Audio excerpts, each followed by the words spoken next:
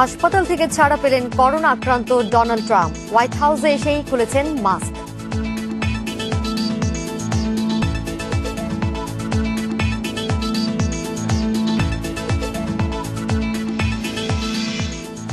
Autorickshaw চালক থেকে সন্ত্রাসী বাহিনীর প্রধান বেগমগঞ্জের দেলোয়ার ৩ হত্যা মামলার আসামি।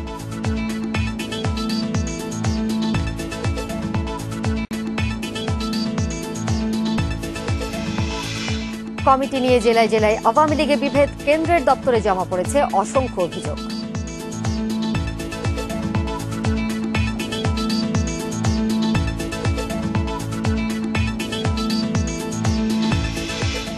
বাংলাদেশিদের ইকামা ও ভিসার মেয়াদ নবায়নের আশ্বাস সৌদি দূতাবাসের, ফ্লাইট বাড়ানোর প্রস্তাব।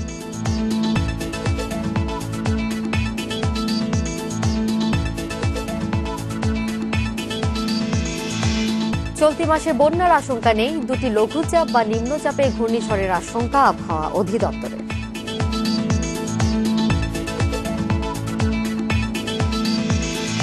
ইন্ডিপেন্ডেন্ট সংবাদে সবাইকে স্বাগত জানাচ্ছি। দোলা ডলারের শিরোনামগুলি বলছিলাম, এবারে জানিয়ে দেব পুরো খবর। করোনা ভাইরাসে আক্রান্ত হয়ে 3 দিন চিকিৎসা নেয়ার পর হাসপাতাল থেকে ছাড়া পেয়েছেন মার্কিন প্রেসিডেন্ট ডোনাল্ড ট্রাম্প।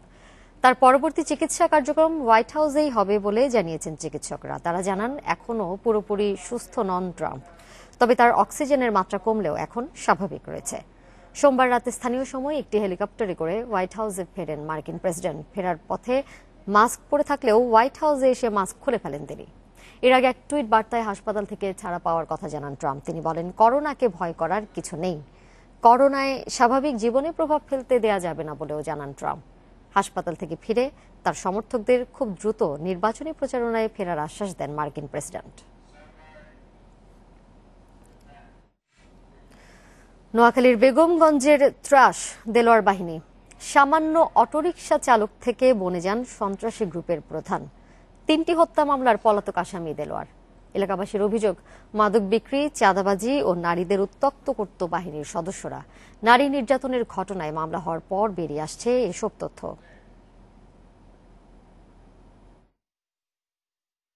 বেগমগঞ্জের একলাশপুর গ্রামের দেলোয়ার হোসেন চালাতেন অটোরিকশা, ছিলেন বাসের সহকারীও, কিছুদিন সবজিও বিক্রি করেছেন।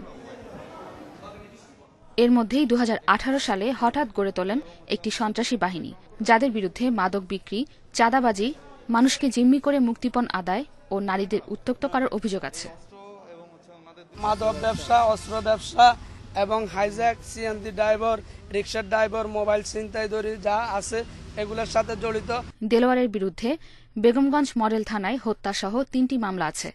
এলাকাবাসী বলছে, প্রভাবশালীদের ছত্রছায়ায় থাকায় এতদিন দেলোয়ার বাহিনীর বিরুদ্ধে এলাকায় কেউ মুখ খোলেনি। তারে যারা সহযোগিতা করে তার মধ্যে একজন হলো আলমগীর কবির আলো, যার সহযোগিতা সে এগুলি করে। এত কিছুর পরও নারী নির্যাতনের মামলায় দেলোয়ারকে আসামি না করায় ক্ষুব্ধ এলাকাবাসী।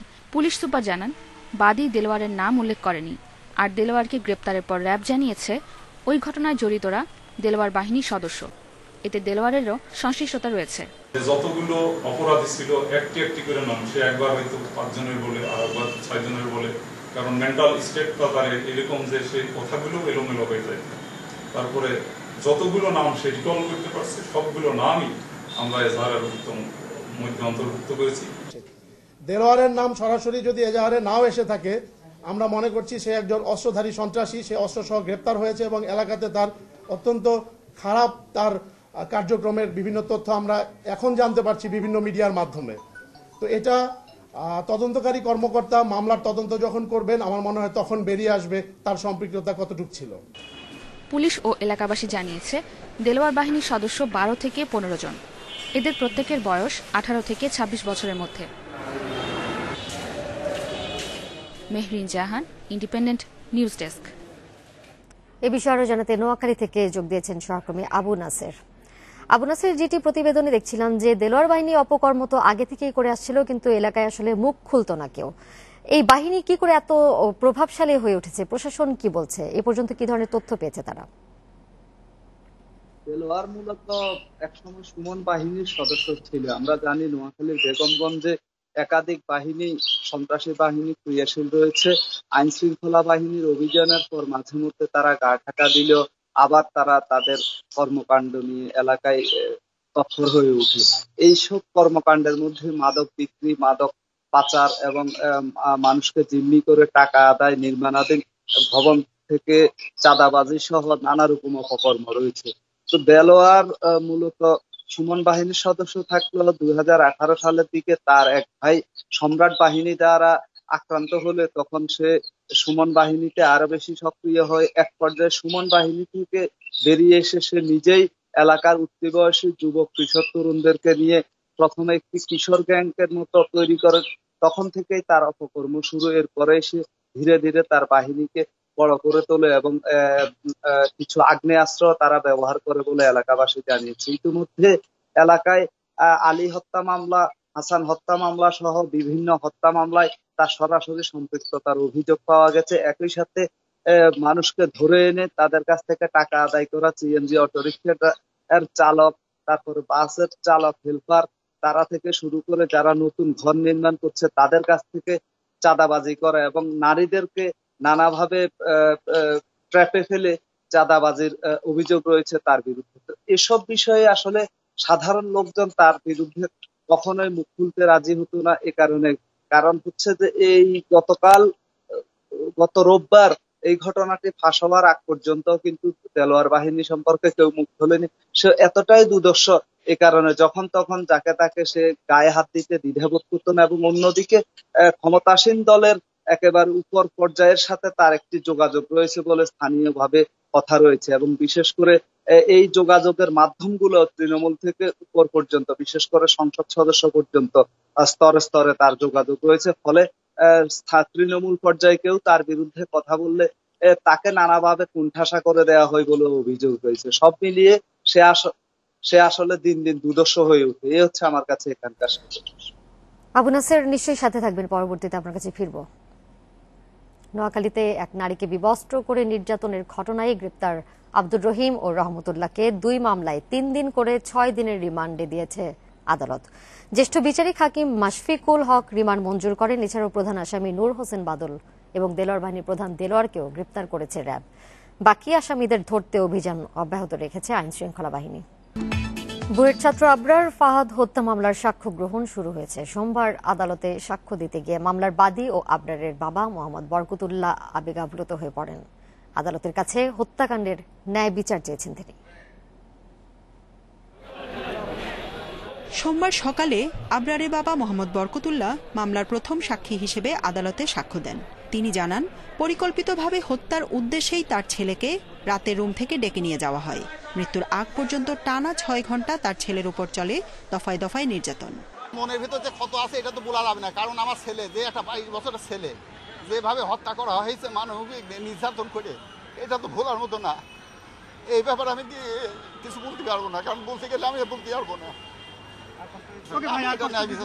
বুয়েটের শেরেবাংলা হলে গত 6 অক্টোবর শিবির সন্দেহে পিটিয়ে হত্যা করা হয় মেধাবী ছাত্র আবরার ফাহাদকে। পরদিন রাজধানীর চকবাজার থানায় আবরারের বাবা মোহাম্মদ বরকতুল্লাহ বাদী হয়ে হত্যা মামলা দায়ের করেন। ডিবি পুলিশের তদন্তের ভিত্তিতে গত 15 সেপ্টেম্বর 25 জনের বিরুদ্ধে অভিযোগ গঠন করে আদালত। মামলায় অভিযুক্ত 8 জন স্বীকারোক্তিমূলক জবানবন্দি দিয়েছে। আসামিদের মধ্যে গ্রেপ্তার হয়েছেন 22 জন আর পলাতক 3। আবরারের বাবার সাক্ষ্যের মধ্য দিয়ে মামলার কার্যক্রম এক ধাপ এগুলো বললেন স্পেশাল পাবলিক প্রসিকিউটর এহসানুল হক সমাজি।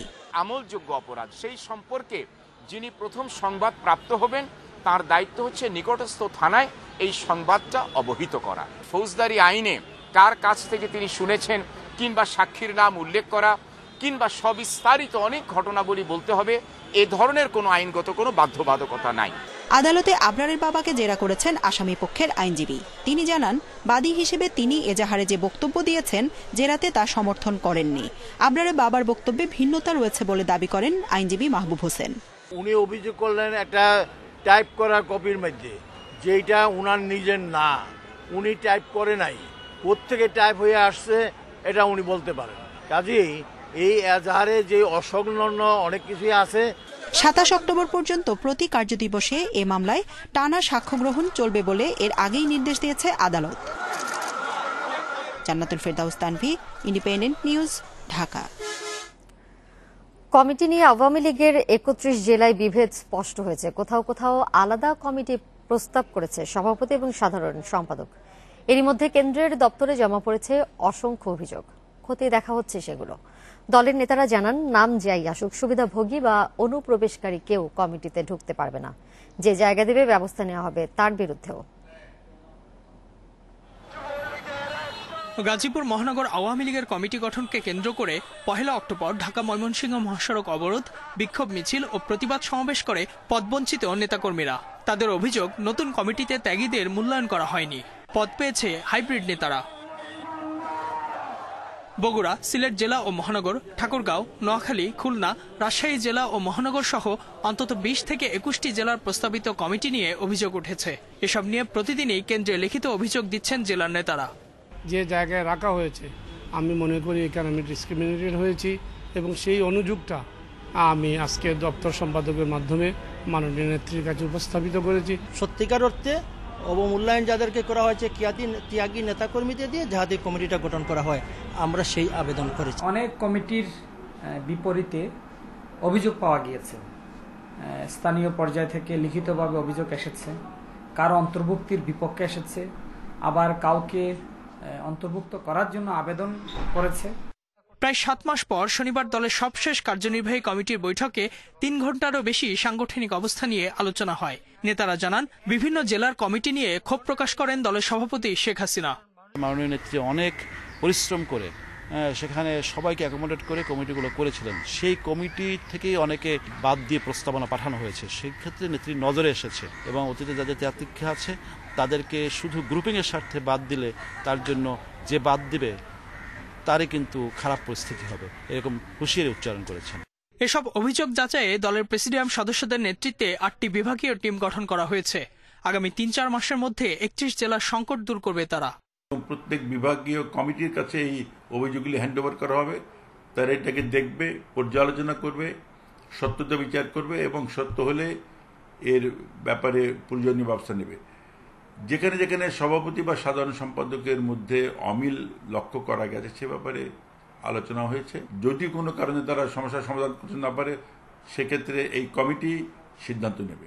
এছাড়া সম্মেলন না হওয়া 47 জেলায় আওয়ামী লীগের কমিটি গঠনের দায়িত্বও এই টিমগুলোর। Ijazur Rahman, independent news, Dhaka. করোনার অ্যান্টিবডি টেস্ট এখনো শুরু না হওয়াকে আত্মঘাতী বলছেন বিশেষজ্ঞরা। কেননা ভ্যাকসিনের সুষ্ঠু প্রয়োগ ও করোনা সংক্রমণের সঠিক চিত্র পেতে যা অত্যন্ত জরুরি। অথচ এই বিষয়ে এখনো সিদ্ধান্তহীনতাই সরকার। কবে চালু হবে তাও জানে না কেউ। দেশে প্রতিদিন 1 থেকে 1.5 হাজার মানুষের করোনা শনাক্তের তথ্য দেয় স্বাস্থ্য অধিদপ্তর। পরীক্ষার সংখ্যা নেমেছে 10,000-এর নিচে। নানা কারণে অনেকেই আগ্রহ হারিয়েছেন করোনা পরীক্ষায়। ফলে অনেক রোগী থেকে যাচ্ছেন শনাক্তের বাইরে। তাই দেশের কত মানুষ করোনা আক্রান্ত তা জানতে অ্যান্টিবডি টেস্ট জরুরি। এ পর্যন্ত দেশের কত মানুষ করোনা সংক্রমিত তার সঠিক তথ্য নেই কারো কাছেই। অ্যান্টিবডি পরীক্ষার মাধ্যমে জনগোষ্ঠী, অঞ্চল ও পেশাভিত্তিক সংক্রমণ হার জানা যায়। এর ফলে করোনা মোকাবিলায় সঠিক সিদ্ধান্ত নেওয়া সহজ। প্রচণ্ড ক্ষতি হচ্ছে। অ্যান্টিবডি দেরি হওয়া মানে আমরা একটা আত্মঘাতী কাজ করছি, কারণ এই মুহূর্তে আমরা জানি না যে আমার অ্যান্টিবডি পজিটিভ হলে কতদিন পর্যন্ত সেটা থাকবে শরীরে, কোন গ্রুপের কতদিন থাকবে। অ্যান্টিবডি সম্পর্কে সুস্পষ্ট নীতিমালার ভিত্তিতে অ্যান্টিবডির অনুমোদন দেওয়াটা অপরিহার্য। এখন স্বাস্থ্যমন্ত্রী জানিয়েছেন, এবছরের শেষ দিকে করোনা ভ্যাকসিন পেতে যাচ্ছে বাংলাদেশ। কিন্তু আক্রান্তদের কতজনের শরীরে অ্যান্টিবডি আছে তার সঠিক তথ্য নেই কারো কাছে। ফলে ভ্যাকসিনের সুষ্ঠু প্রয়োগ নিশ্চিতে অ্যান্টিবডি টেস্ট জরুরি বলছেন চিকিৎসকরা। আমরা যারা কোভিড-19 আক্রান্ত হয়েছে সবাই যে অ্যান্টিবডি ডেভেলপ করেছে কিংবা ইমিউনিটি ডেভেলপ করেছে তা না। এই জনগোষ্ঠীকে আলাদা করতে হবে, কাদের অ্যান্টিবডি দরকার, কাদের ভ্যাকসিন দরকার, কাদের দরকার নাই, সেটা আপনার সেপারেট করতে হলেও অ্যান্টিবডি টেস্ট করতে হবে। গত 3 মাস ধরেই র্যাপিড টেস্ট, অ্যান্টিজেন ও অ্যান্টিবডির নীতিমালা তৈরির কাজ করছে সরকার। অ্যান্টিজেনের অনুমোদন দিলেও এখনো ঝুলে আছে অ্যান্টিবডি টেস্টের অনুমোদন। অ্যান্টিবডি টেস্ট নিয়ে কোনো ভাবনা নেই, অন্তত ডায়াগনস্টিক ক্ষেত্রে অ্যান্টিবডি টেস্টে আমরা কোনো ভাবছি না। তবে যদি কোনো সার্ভেলেন্স অথবা কোনো রিসার্চ পারপাসে হয় সেটা অন্য ধরনের কথা। অ্যান্টিবডি টেস্ট করোনা শনাক্তের পরীক্ষা নয়, আরটিপিসিআর বা অ্যান্টিজেন পরীক্ষা লালা থেকে হলেও অ্যান্টিবডি পরীক্ষা হয় রক্ত থেকে। Hasan Misbah, independent news, Dhaka. দেশে করোনায় আরো 27 জনের মৃত্যু হয়েছে, এর মধ্যে পুরুষ 17 এবং নারী 10 জন। এ নিয়ে মোট প্রাণহানি হল 5375 জনের। এদিকে 24 ঘন্টায় দেশের 109টি ল্যাবে 11,767 নমুনা পরীক্ষায় করোনা শনাক্ত হয়েছে 1442 জনের। পরীক্ষা বিবেচনায় শনাক্তের হার 12.25%। সোমবার স্বাস্থ্য অধিদপ্তরের বিজ্ঞপ্তিতে আরও জানানো হয়, দেশে মোট করোনা আক্রান্তের সংখ্যা দাঁড়ালো 3,70,132 জনে। সুস্থ হয়েছেন আরও 1,526 জন। এ নিয়ে মোট সুস্থ 2,83,182 জন।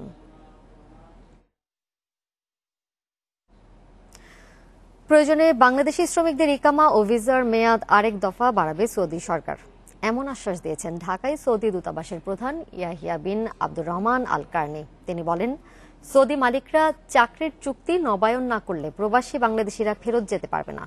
এক্ষেত্রে সৌদি সরকারেরও কিছু করার নেই। করোনা ভাইরাস মোকাবেলায় বাংলাদেশকে চিকিৎসা সরঞ্জাম উপহার দিয়েছে সৌদি সরকার। এর মধ্যে আছে 2000 পিপিই ও 2000 সার্জিক্যাল মাস্ক। রাষ্ট্রীয় অতিথি ভবন পদ্মায় পররাষ্ট্র মন্ত্রণালয়ের কাছে এসব সামগ্রী হস্তান্তর করে ঢাকার সৌদি দূতাবাস। এ সময় মন্ত্রণালয়ের পক্ষ থেকে আটকে পড়া সৌদি প্রবাসীদের দুর্দশার কথা তুলে ধরেন অতিরিক্ত সচিব খলিলুর রহমান। বলেন, যেসব সৌদির মালিক চাকরির চুক্তি নবায়ন করছে না তাদের সঙ্গে আলোচনা করতে সৌদি সরকারের কাছে প্রস্তাব দেওয়া হয়েছে। রিকভার ম্যাথ থেকে শুরু করে visa whatever needed to repatriate them or to basically to go back to their workplace they will do. বাংলাদেশের যারা শ্রমিকদের কোনো উদ্বিগ্ন হওয়ার কোনো কারণ নাই। এটা 2-4 দিন দেরি হতে পারে, বাট এদেরকে বাড়ানো হবে, এই মেয়াদও বাড়ানো হবে। এবং সৌদি অ্যাম্বাসি এখানে যেটা করার দরকার, যেভাবে তার সরকারকে তাদের এমপ্লয়ারদের যেভাবে এই জিনিসটা তুলে ধরার দরকার সেটা তারা করবে। তবে সৌদি দূতাবাস প্রধান জানান, যাদের ইকামা ও ভিসার মেয়াদ আছে তারা সবাই ফেরত যেতে পারবেন। এজন্য ঢাকা সৌদি রুটে ফ্লাইট সংখ্যা বাড়ানোর প্রস্তাব দেন তিনি। জানান, আবেদনকারীকে অবশ্যই চাকরির চুক্তির ভিত্তিতে ভিসা দেওয়া হবে। প্রয়োজন হলে ভিসার মেয়াদও বাড়ানো হবে, এ নিয়ে দুশ্চিন্তার কিছু নেই।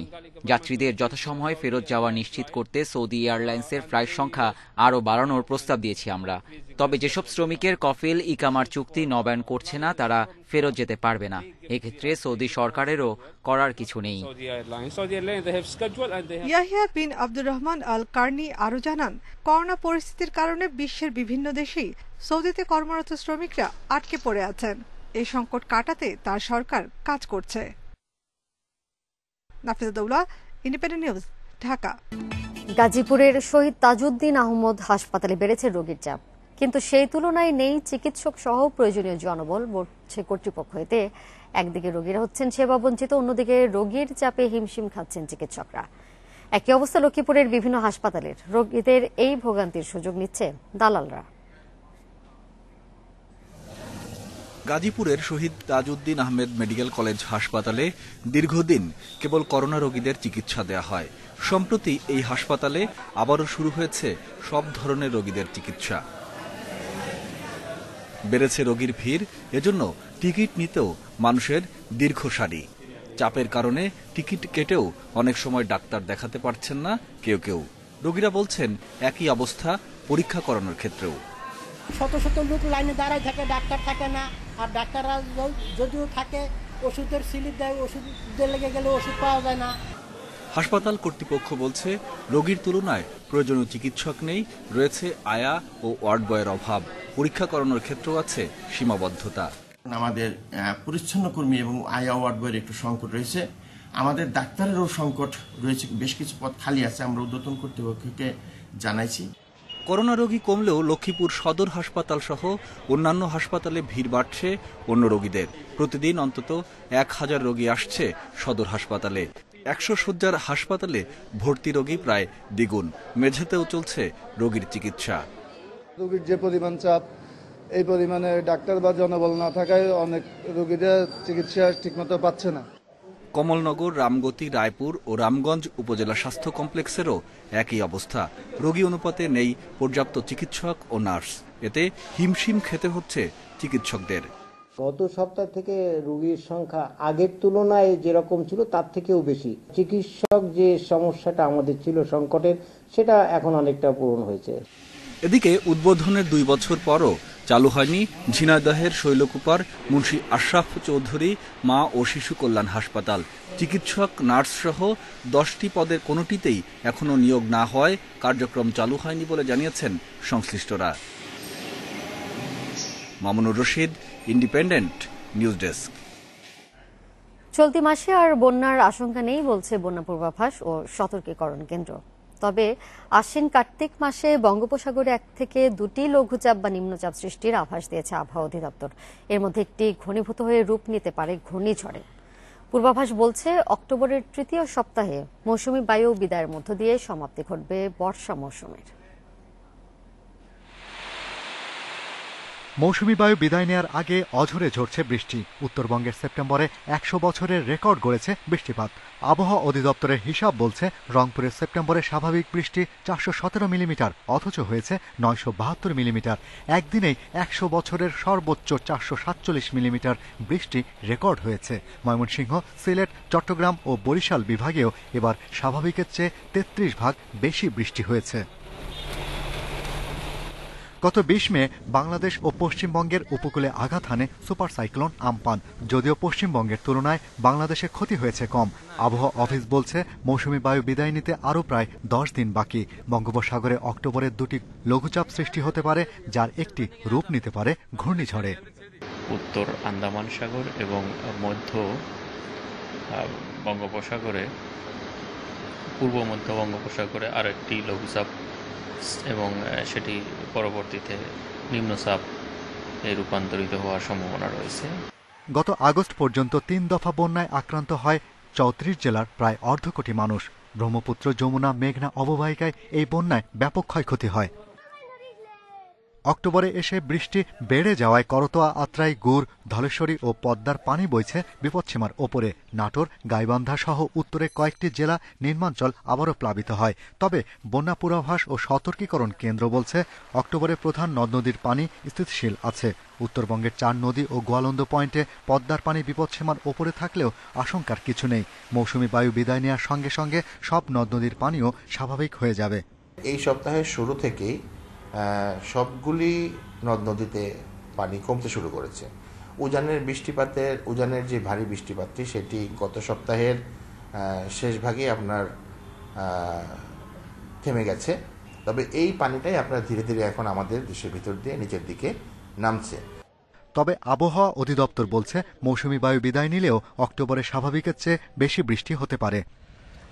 Shahriar Anirban, independent news, Dhaka. Malaysia থেকে অপহরণ করে বাংলাদেশ থেকে টাকা আদায়, ভিডিও কলে নির্যাতনের দৃশ্য পরিবারকে দেখিয়ে টাকা দিতে বাধ্য করত চক্রটি। সম্প্রতি এদের 6 জনকে গ্রেপ্তার করেছে সিআইডি। সংস্থাটি জানালো এই চক্রের 14 জনই একই পরিবারের সদস্য। শরীয়তপুরে জাজিরার জাহাঙ্গীর মল্লিক মালয়েশিয়া প্রবাসী। তাকে সেখান থেকে তুলে নিয়ে নির্যাতন করে পরিবারের কাছে 10 লাখ টাকা চায় অপহরণকারীরা। বিকাশে 8 লাখ টাকা পাওয়ার পর ছাড়া পান জাহাঙ্গীর। জুলাইয়ে মামলার তদন্ত শুরু করে সিআইডি। সেপ্টেম্বর ও অক্টোবরে বাংলাদেশ থেকে চক্রের 6 সদস্য গ্রেপ্তার হয়। সিআইডি জানাচ্ছে চক্রের মূল হোতা চাঁদপুরের কামরুল মিজি।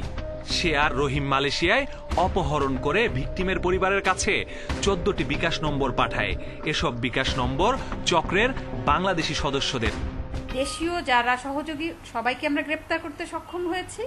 এখন শুধু আমরা কামরুলের পাসপোর্ট নাম্বার দিয়ে আমরা থ্রু এনসিবি একটা যদি রেড নোটিশ জারি করা যায় তাহলে ওকে আমরা দেশে ফিরিয়ে আনতে পারবো। আমরা ওই প্রসিডিওরে আছি এখন। সিআইডি জানাচ্ছে এ চক্রের বাংলাদেশি এজেন্ট জাহাঙ্গীরনগর বিশ্ববিদ্যালয়ের প্রত্নতত্ত্ব বিভাগের বহিষ্কৃত শিক্ষার্থী রাসেল খন্দকার। সে বাংলাদেশ থেকে টাকা সংগ্রহ করে কামরুলের 2 স্ত্রীকে পাঠাতো। টাকা পেয়ে বন্ধ করে দিত সিম। নতুন কেউ অপহরণ হলে সচল হতো আবার। কামরুলের আত্মীয় স্বজন সবাই, কামরুলের সম্বন্ধী, কামরুলের মেয়ে জামাই, কামরুলের ভাই এবং কামরুলের দুজন ওয়াইফ, কামরুলের বোন এবং একজন স্কুলের প্রহরীও আছে এটার সঙ্গে। তাই এদের সবাইকে যখন ধরা হলো সবাই এটা স্বীকার করেছে তাদের কাছে টাকা এসেছে এবং তার দুজন ওয়াইফ যাতে ধরা না পড়ে এজন্য সে টাকাটা পাঠাতো বোনের বিকাশ অ্যাকাউন্টে। সিআইডি বলছে মালয়েশিয়ায় এমন একাধিক চক্র সক্রিয়, তাদের ধরতেও অভিযান চলছে। Masudur Rahman, independent news, Dhaka. অবকাঠামো সংকট, অনুন্নত যোগাযোগ ব্যবস্থা সহ নানা সমস্যায় ব্যাহত হচ্ছে সুনামগঞ্জের পর্যটন। জেলার প্রাকৃতিক সৌন্দর্য পর্যটকদের আকৃষ্ট করলেও সুযোগ সুবিধার অভাবে বিমুখ হচ্ছেন অনেক দর্শনার্থী। পর্যটন উন্নয়নের সমস্যাগুলোকে বারবার চিহ্নিত করা হলেও তার সমাধানে নেই দৃশ্যমান পরিকল্পনা। সুনামগঞ্জের তাহিরপুরে মেঘালয় পাহাড়ের কোল ঘেঁষা মিঠা পানির টাঙ্গুয়ার হাওর। এর সৌন্দর্য দেখতে প্রায় সারা বছরই থাকে পর্যটক আনাগোনা।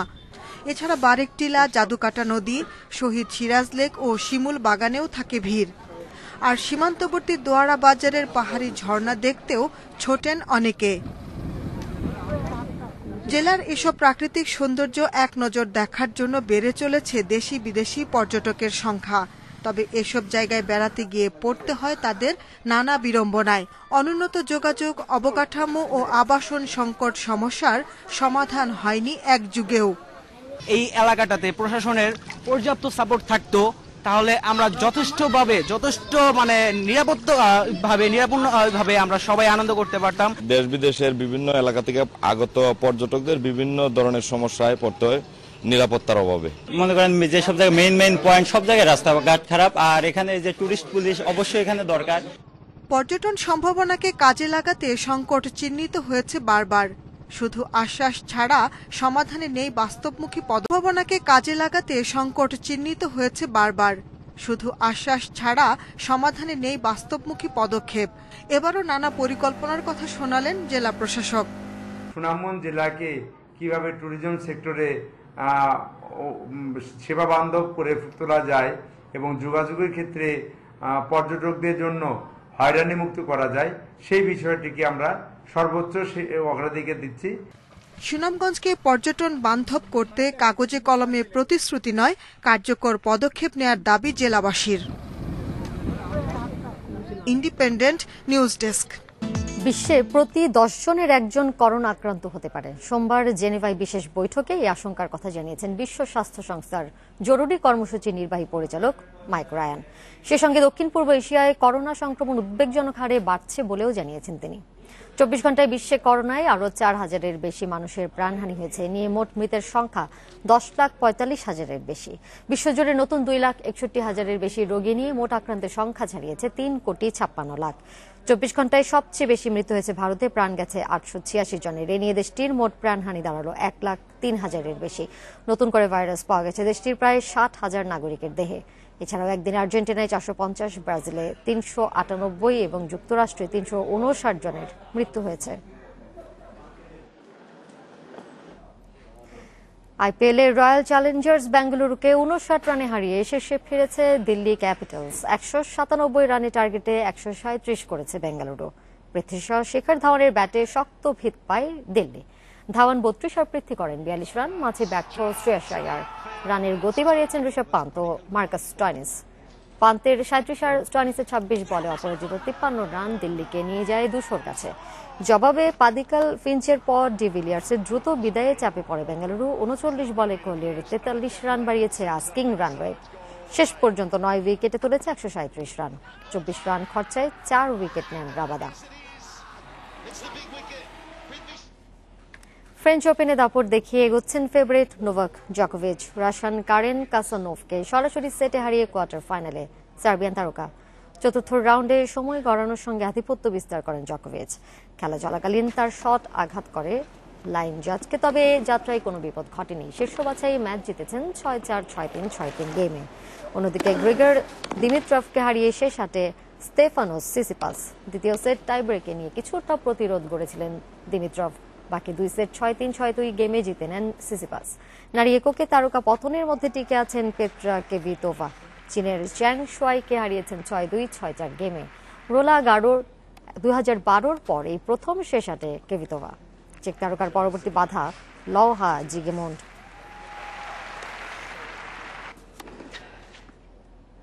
এর সাথে শেষ করছে এখনকার সংবাদ। ইন্ডিপেন্ডেন্ট টেলিভিশনের খবরের আরো বিস্তারিত জানতে চোখ রাখুন ফেসবুক, ইউটিউব এবং টুইটারে।